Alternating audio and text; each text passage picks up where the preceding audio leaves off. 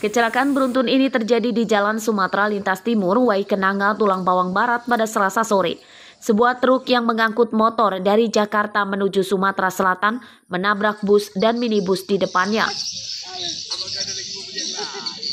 Menurut saksi mata, truk yang dikemudikan Didi Supriyadi, warga Subang, Jawa Barat, awalnya beriringan dengan bus di depannya. Diduga akibat remblong, truk menabrak bagian belakang bus hingga ringsek. Truk kehilangan kendali dan kemudian menabrak mobil dari arah lawan. Mobil lagi berjalan, tiba-tiba di belakang mobil bus ini ada mobil Fuso muat motor. Truk langsung lumpur, katanya remnya blong gitu. Terus itu di sebelah kanan ada mobil Innova itu punya bapak Robert. Ada korban jiwa nggak? Nggak ada. Kecelakaan tidak merenggut korban jiwa. Truk berikut pengemudi penyebab kecelakaan beruntun ini ditahan di Polres Tulang Bawang Barat. Mustaqim melaporkan dari Tulang Bawang Barat.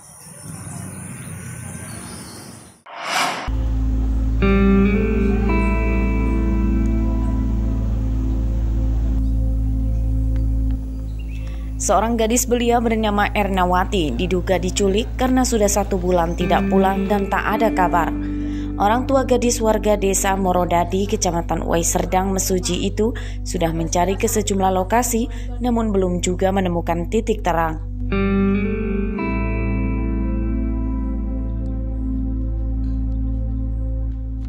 Saat disambangi ke rumahnya pada Selasa siang, orang tua gadis 18 tahun itu hanya bisa tertunduk lemas dengan raut kesedihan sambil memegangi foto Ernawati. Putri kesayangan mereka kini tak diketahui rimbanya. Pada 14 Desember 2022 lalu, anak kedua dari 5 bersaudara itu pamit merantau ke Jakarta. Berdasarkan informasi yang mereka dapat dari sejumlah saksi, Ernawati dicegat pria teman dekatnya berinisial KM di Jalan Simpang Asahan Mesuji, lalu diajak pergi dengan paksa tanpa membawa tasnya. Kita udah nyariin kemana-mana, Lampung Timur, mana-mana lah pokoknya. Nggak ketemu. Sudah lapor polisi? Belum. Apa harapannya, Pak? Harapannya kalau bisa ya anak kita itu pulang ke rumah, campur dengan keluarganya lagi.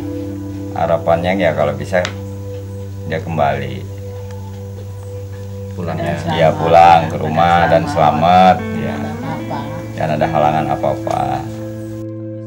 Hingga Selasa siang, keluarga Ernawati belum melapor ke polisi. Pasangan suami istri yang sehari-hari bekerja sebagai pengepul barang rongsokan ini masih terus mencari sang anak yang memiliki ciri-ciri tinggi badan 150 cm dan warna kulit sawo matang. Mustaqim melaporkan dari Mesuji.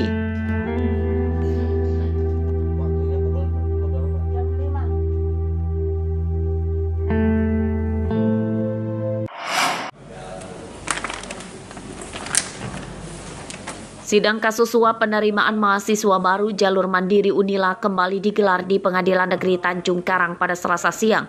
Agenda sidang adalah mendengarkan saksi atas terdakwa mantan Rektor Unila Karomani. Dalam persidangan, hakim memarahi Wakil Rektor 2 Unila Bidang Umum dan Keuangan Asep Sukohar karena kesaksiannya berbeda dengan berita acara penyidikan atau BAP. Asep mengatakan tidak pernah meminta Karomani untuk menitipkan mahasiswa. Padahal dalam BAP, Asep menyatakan Karomani menyetujui titipan mahasiswa dengan syarat memberinya uang. Saat dicecar hakim, Asep mengaku banyak lupa atau tak ingat. Kalau sesuai dengan BAP jangan buat cerita lain di sini. Masalahnya lupa nggak boleh. Itu tidak apa-apa. Itu sesuatu yang sangat berbeda. Skor dengan bersedia memberikan sumbangan itu beda itu, ya.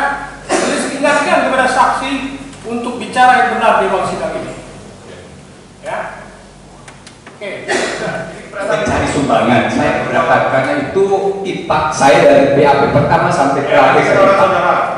Ya. Jadi saudara tidak pernah meminta dia untuk mencari tidak pernah data untuk LMC.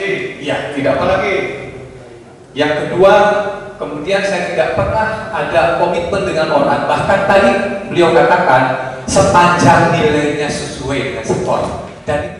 Dalam persidangan juga terungkap Asep menitipkan anaknya di Fakultas Kedokteran Unila dan lulus melalui jalur mandiri. Persidangan akan dilanjutkan pekan depan untuk kembali mendengarkan keterangan para saksi. Arsadi Saputra melaporkan dari Bandar Lampung. Bersedia sebagai saksi.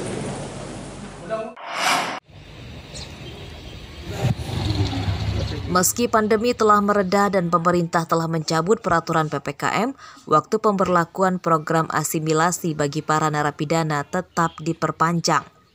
Selasa pagi, 41 narapidana rutan kelas 2B Kota Bumi, Lampung Utara menghirup udara bebas. Mereka mendapatkan program asimilasi setelah menjalani setengah dari masa hukuman. Narapidana yang mendapatkan asimilasi telah memenuhi persyaratan sesuai dengan keputusan Menteri Hukum dan HAM. Program asimilasi tidak diberikan bagi narapidana kasus korupsi, asusila, terorisme, residivis, dan narkotika dengan hukuman di atas 5 tahun. Setelah bebas dari penjara, mereka diminta tidak mengulangi perbuatan yang melanggar hukum.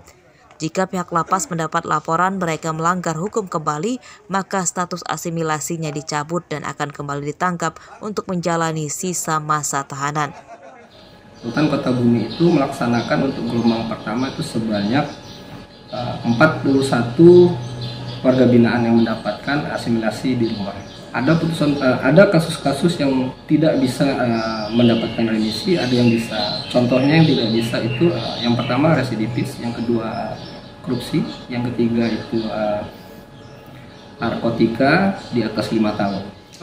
Kementerian Hukum dan HAM memperpanjang program asimilasi di tahun ini mulai 1 Januari hingga 30 Juni mendatang. Program asimilasi kembali dilaksanakan pemerintah karena lapas dan rutan rentan menjadi klaster penularan COVID-19. Sebab sebagian ruang tahanan telah penuh terisi dan melebihi kapasitas normal. Ardio Haba melaporkan dari Lampung Utara.